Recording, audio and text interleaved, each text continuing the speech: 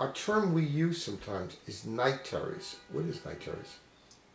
The word night terror implies the child has become partially awake. That means that they're between phases of sleep and the body woke up but the brain isn't totally awake. And they will sometimes scream and scream and scream or cry, or they'll get out of bed and do very bizarre things, or they'll even talk. And if you wake them up, they'll ask you, "What did you wake me up for? I was sleeping." Even when they're screaming their heads off, they're not in pain, they're not uncomfortable, they're not scared. They're just in a mixed up state between awake and asleep. So the treatment for it actually is you could just leave them alone, and it goes, they say, anywhere from 5 to 50 minutes, and it just calms down by itself. And the next morning the child will not remember that they were crying. However, what's the difference between a night terror and a nightmare? A nightmare is actually a dream that the child remembers.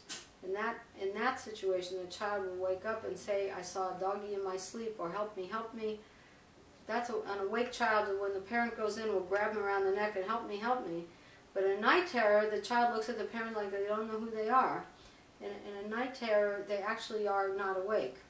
I just wanted to make the point that you can avoid night terrors. If a child keeps having night terrors night after night, if you let the child fall into a deep sleep for about 30 minutes and then wake them completely, shake them up, wash their face with cold water or whatever, wake them awake, and then put them right back to sleep, it changes the abnormal pattern and gets them into a normal groove. So frequently we'll stop the night terrors.